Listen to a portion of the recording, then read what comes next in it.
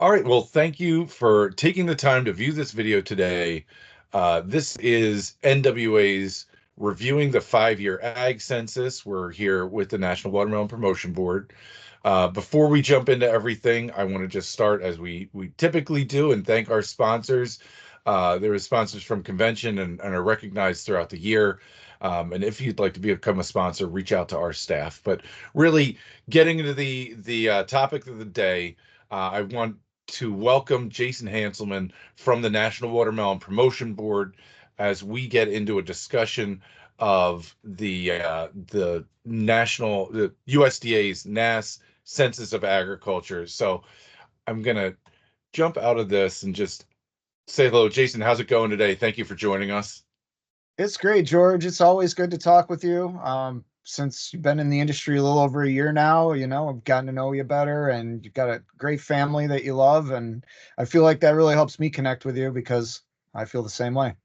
Yeah, well, you know what? It's summertime with our families. We're thinking about watermelon. We're eating watermelon, but I appreciate that, and I love kind of getting to know you and what you're getting into, and the purpose of having this call and bringing the watermelon industry in on this discussion that you and I've been having behind the scenes on email. You know, as I'm keeping in touch with the work you do, and I'd say if there are listeners that are seeing this video who don't get your weekly updates, they should inquire about that because I think it's such valuable information.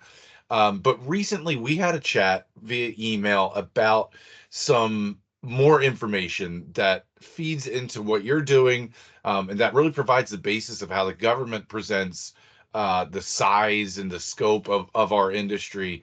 And I know you'll clarify that if it's not completely uh, accurate, but it's the kind of thing where I said, man, if Jason and I don't get a chance to highlight this, it's going to fly under the radar, and we're not going to understand the insights that we can pull from this data. That's kind of the genesis for our talk today. But I do want to hand it over to you there to give us a little insight, on what is USDA's NASS Census of Agriculture. What's the methodology as well? Yeah, it's obviously an interesting topic, an infrequent one because it only comes out every 5 years, and then the year that they cover it's really about another year and a half before the report comes out. Um, but it's like any big complex process, you got to start somewhere. And so basically, when the year ends, 2022 year, which is the most recent, USDA, they utilize a rigorous process of collecting, adjusting, calibrating all this data that's received from the over 2 million surveys that are returned to them.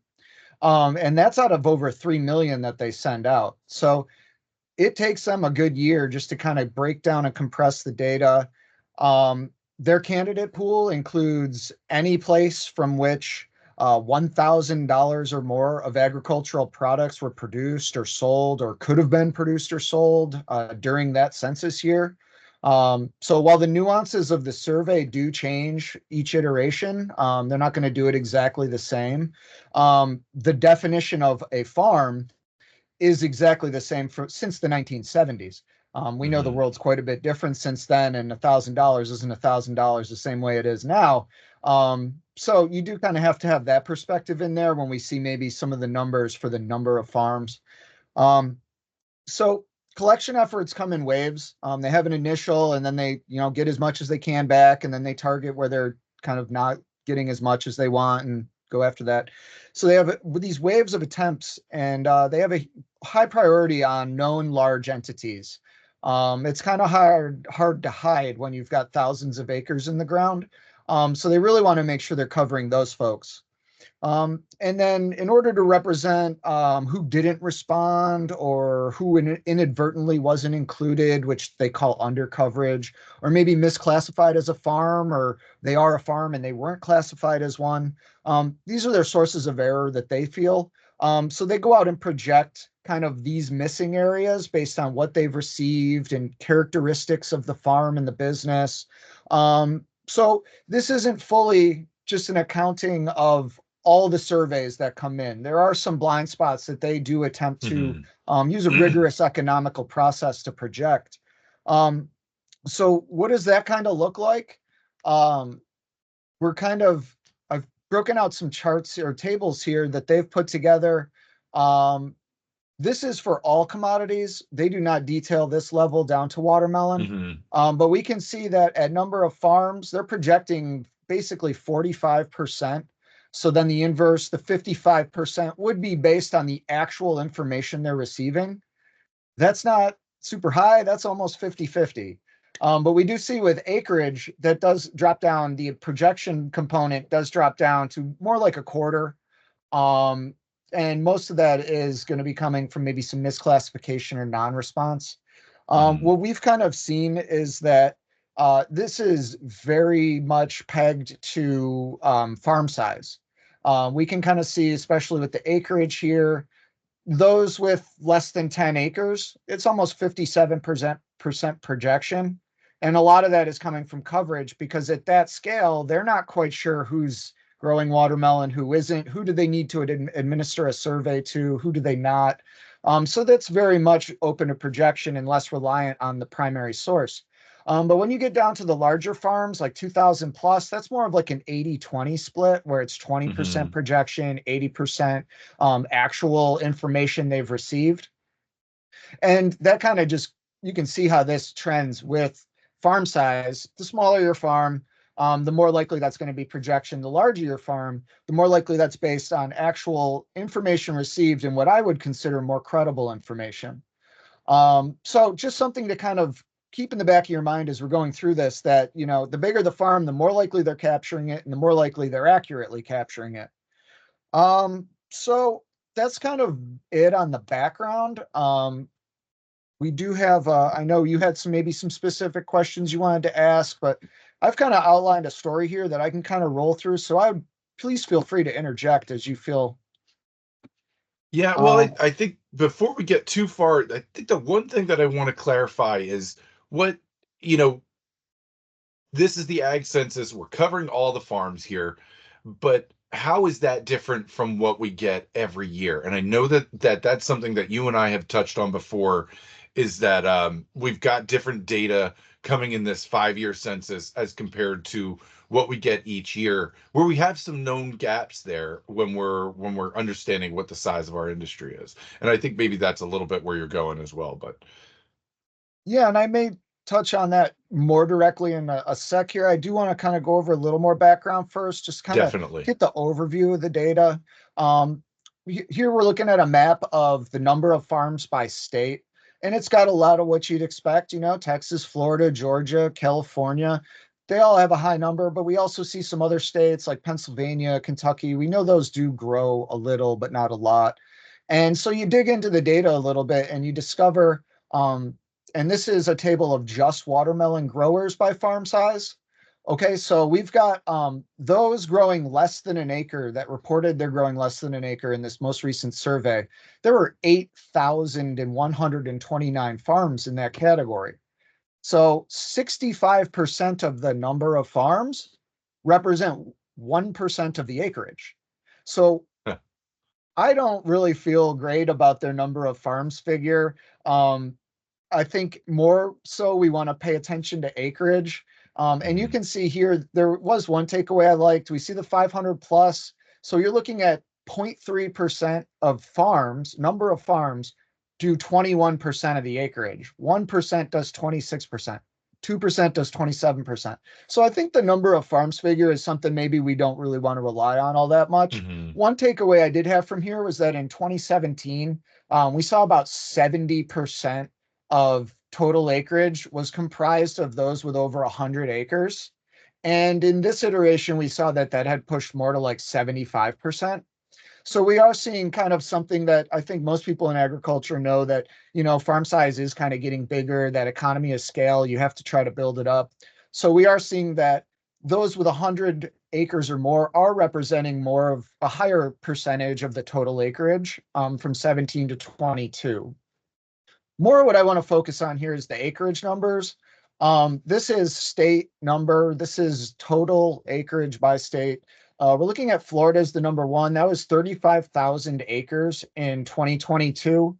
We're also looking at Texas, almost 28,000, California, Georgia. These are our biggest producers, the four biggest states. And then we see other states like the Carolinas, we see several thousand, Indiana, Missouri, excuse me, Maryland, Delaware. These are areas we know that grow a lot. We get that information. So it's not quite on the scale of maybe the major powerhouses, but we're still talking thousands of acres of production in these areas.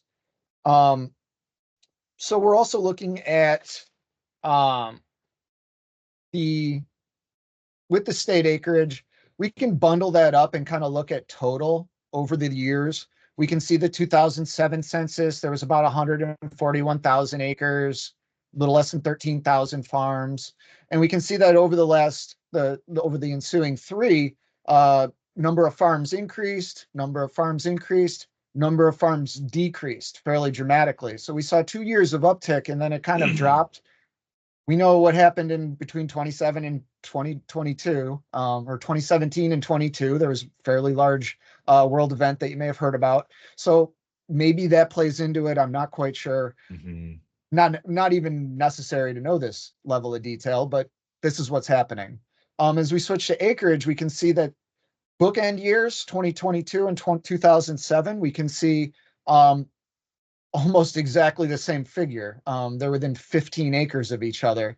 And in between, we see kind of a lessening of acreage, so that such that 2022 is about 10% higher than here and about 11% higher than here. Um, so we can, Those farm numbers are consistent with your with the assessment of just overall consolidation that we saw from previous slide as well. yeah, and it does kind of tell that tale. And it's one of those things that it's with number of farms, and it's the reason I don't even really want to touch on it, is we saw that 65% of farms are made up represent less than 1% of the acreage. Yeah. So that's a figure that I think can have a little bit of maybe some dubiousness to it. There are people that are saying they're a farm that probably aren't a farm, and we really want to focus on commercial scale because we know that's the predominantly what's going to make up your membership. We know that's predominantly what's going to make up our assessment collection is going to be those out there busting their butts and not just checking a box on a form that says, yeah, I'm a farm. Yeah. So if I Um, had 3/4 of an acre in my backyard and I could get $1,000 of watermelon out of it, that would make me a farm, and that's not, not really what we're looking for. for the people that I think matter and very much so in this industry, they're not that. Yeah. Um, so we can kind of move along through this. Maybe you're interested in knowing 2022 versus 17 by state. And I think this more directly answers kind of your question, how things are evolving. We can see Florida's up really big over 17. Texas was up about 6,600 over 17. California, Arizona, we're seeing increased acreage there. But it's not all increase. We see Georgia was down quite a bit, 6,000 acres they're reporting. And we can kind of see also down in this southern belt here, we can see more blue than red or maybe the white. Mardel, we're seeing both factors there, kind of showing some decrease. And then the Carolinas, we kind of see maybe a little bit of a transfer here. South Carolina, a little bit of a drop, North Carolina, a little bit of an increase. We can also compare this to 2012, where we see pretty much a similar story. Florida again up 14,000. It was 13,000 in the prior. So you can infer that 2012, 2017, Florida was fairly close, and then 2022 is abundantly higher than both of those. Texas was up a little, so we see kind of a continuation of growth there. California up a little, this kind of transfer here in the Carolinas, Indiana. But 2007 is the one that I think is probably the most interesting of these last two of 2012 or 2007, mainly because we saw that acreage totals were almost essentially the same in those years.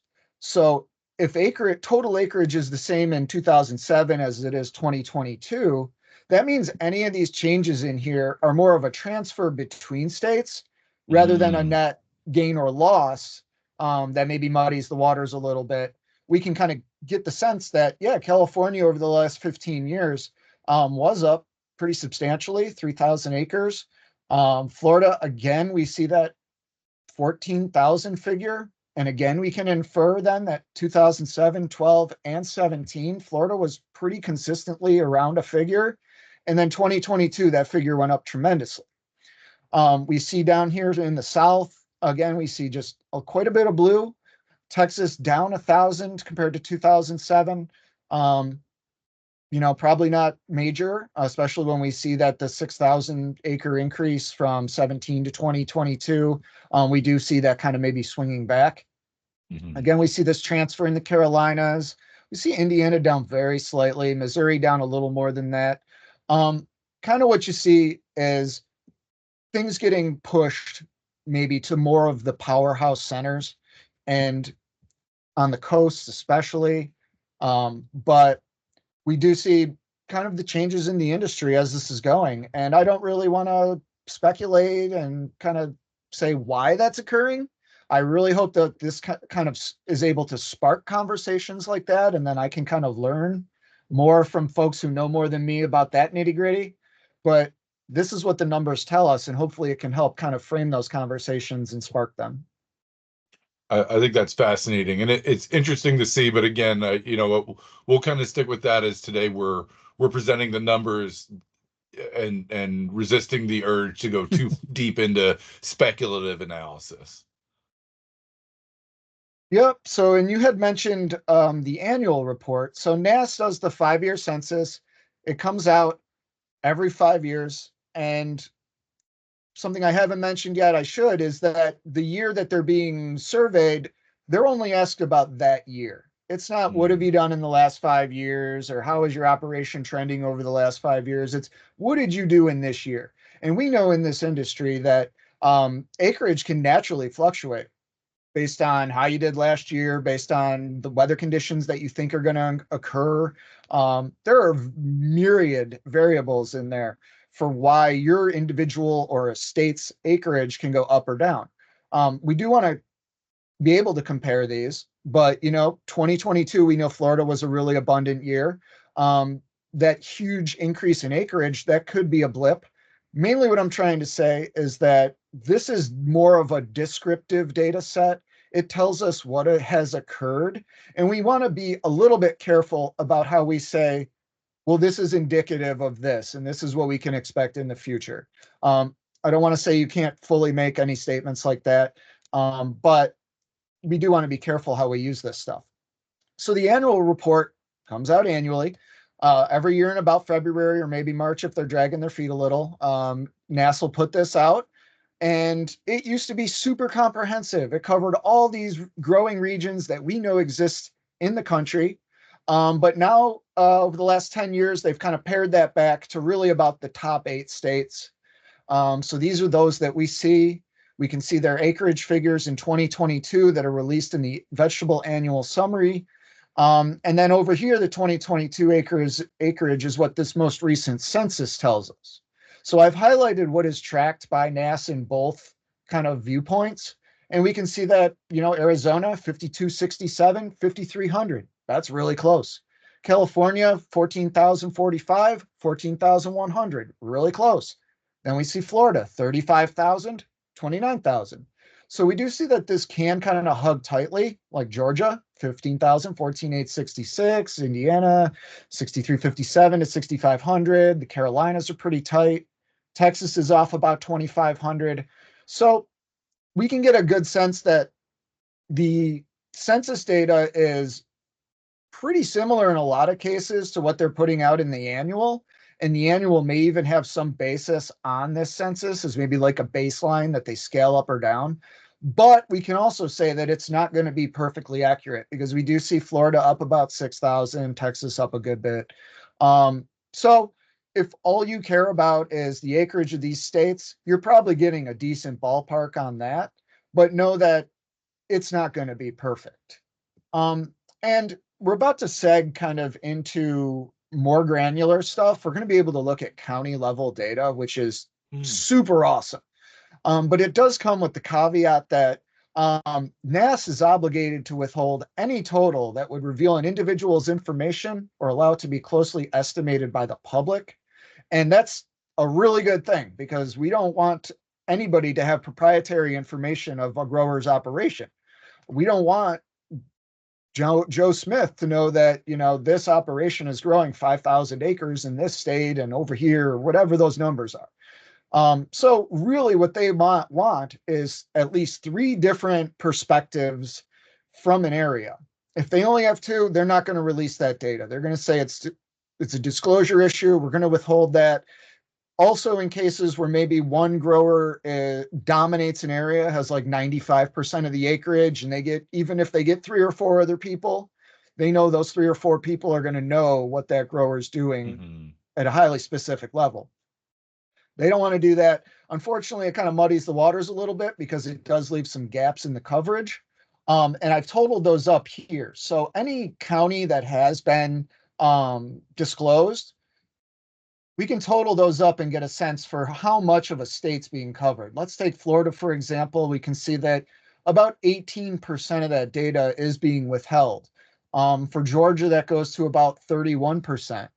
For other states like Alabama, that's 2.7. So it's not always going to be an issue, but we are going to see some of this stuff not being reported. So when you see these counties light up like these are all counties nationwide that have at least 30 acres of production and were disclosed. Know that there are some other counties in here that have more than 30 acres, and some might even have, 1,000 or a couple thousand, but that's not going to be disclosed. And maybe we can go through and estimate kind of the missing areas and get kind of a feel for that, especially in like Delaware, where none of the 3 counties were reported.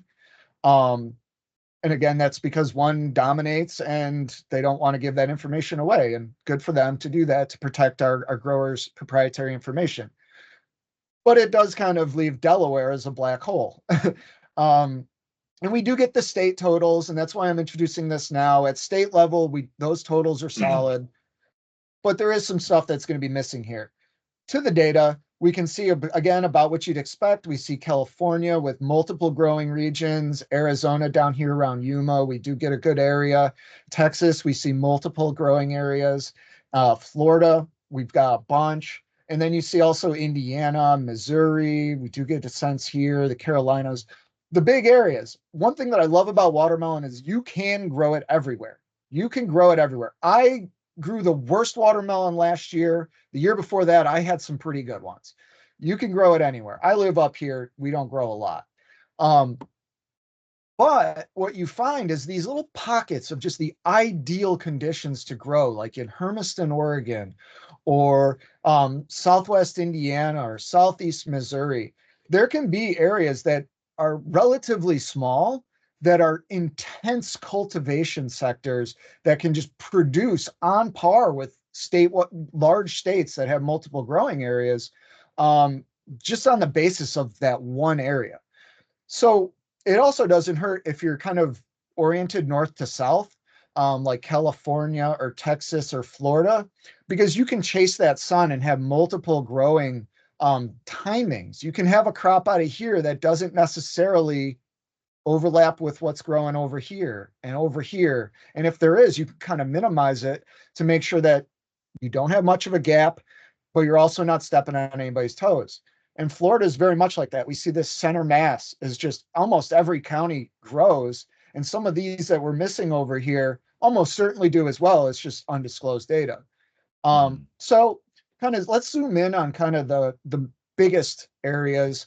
We see that with Florida. We can see multiple counties right up this kind of center spine here, past Lake Okeechobee, up through the winter gardens and the winter havens and the winter areas into, up in here. And then we get into Gilchrist County is actually the highest production, which I think is maybe a little surprising. Because I think a lot of people probably think, this is the predominant growing area, but Florida has just an onslaught of a growth, one stacked up one after another. And then we also see some good production here in the tri-state area with Georgia and Alabama. That's another kind of little pocket of production that they have. With Georgia, we see that it is kind of a different story. We don't see that south to north elevation. Georgia is very much kind of that intense small production area. We've got Sumter County here. We've got Crisp County here is like the Mecca. It's the watermelon capital. They're in Cordele. So we've got a lot there, but there are some other counties that grow in the hundreds of acreage to the east, to the south. But it's not quite like as much like Georgia, where we just, or Florida, where we just see that uninterrupted layers. Texas also has kind of that waves of production where, again, Hidalgo County is the highest county acreage. We do see that there's quite a bit of productive areas in the east, but a lot of it is smaller acreage outside of Houston County, where we do see almost 1,200 acres. We see West Texas has some concentrated production, and we see the Upper Plains kind of have their own deals going on. But it's not that like one county after another, like you see maybe in Florida. California is kind of more like that, where we do see many counties are growing. It's just kind of more on the minimal scale. Outside of Southern California and then up through the various valleys, where you can see kind of where there's a lot of production coming out. And then we flip over to Indiana, and we see that down here in Knox County, usually either the first, second, or third highest production. We did see Hidalgo step up, but it is a relatively small area with very intense cultivation. We see a couple of adjacent counties also feature a couple hundred acres, but it's predominantly, we're looking at that Knox County there along the Wabash, just ideal growing conditions and folks willing to work hard to get it out of the ground. And for those that maybe want to know which counties are exhibiting the largest gains from 2017 or maybe the largest decreases, I've kind of highlighted those here. If you recall, Florida and Texas were kind of the big gainers in state acreage. And we see that, yeah, that matches up at county level. We can see Hidalgo, Texas was up 6,600. Hidalgo was almost 4,300 of that on its own. So that is a big reason for that uptick, is that kind of southern border county really kind of amping the acreage. Then we see the Floridas, some multiple counties there. We see San Joaquin, California, a couple in Arizona. These are the biggest drivers for why those state acreages are increasing. Where they're decreasing, we noticed Georgia was down quite a bit. And here's why. Worth, Crisp, and Tift, traditionally pretty large production areas, seem to be scaling back acreage, at least since 2017. If that was kind of an aberrant viewpoint, then, that's a different thing. But that's why we're seeing Georgia lower. We're seeing multiple counties in the thousands of acreage down. There is some trade-off in Texas and Maryland. And I should say that I'm only comparing the counties here that, they have been disclosed. If we were to estimate maybe some that were undisclosed for either year, there might be some other counties in here, but this is kind of what we're working with. Yeah, and I think that bears reminding. We're looking at the numbers that are presented to us by the government. We know that there's some areas where they've got to fill in the gaps, and because of some of those non-disclosure counties, there's some things that are missing. But still, interesting observations that we can pull out of there. Yeah, and a lot of it, you have to tip your hat to just the effort that has to be involved for a project of this scale. It's like trying to grab a greased watermelon in a pool, like it's big, it's heavy, it's greasy, it's slipping all over the place, and you just want to hold on to it for long enough to be able to get an idea of how much it weighs, Yeah. So in that respect, you really just, it's a big animal that they're trying to hunt. And I think they're doing a pretty good job with it. We can see that there are a little bit of weaknesses that are pretty obvious that make some stuff not worth maybe checking out, like number of farms. That's probably not going to be an important number. But to your point, when we began, a writer out there, a reporter looking to do a story, they're going to grab the credible figures that exist and then run with them. So this is stuff that's out there, and it's good to be aware, and also to know maybe where some of the weaknesses might lie within that methodology. Anybody that really has any interest in this, and I hope there's many of you out there, please feel free to get in touch. My mobile's always on. leave a voicemail because sometimes, we get callers that we don't know and those don't get picked up. But let me know. We got a lot to talk about. I don't know if anybody knows as much about this stuff as I've learned over the last couple months researching it. And very happy to share those observations and run any sort of tailored analysis that you might like. Well, Jason, I really appreciate this. I had to say, going county by county, it felt a little bit like cable news on an election year, and we're going to the big board with Jason. So we'll have to. It is an election year. Where I know there's a lot of us who are going to be seeing that kind of coverage, but more fun to do it with our industry and see what we can learn about how the industry is evolving. But at the end of the day, we need people to keep going out and buying watermelons, and for us internally, we're grateful to the work that that all of our growers are doing, and that to what we can learn from the government collecting this data for us. So I thank you for your time today, and I think that this brings some really interesting cuts of the data and insights and information to NWA membership and to the industry. Excellent. Happy to do this again some other time, George. We'll have to find another topic. We'll be there. Jason, I'll talk to you soon. Take care, bud.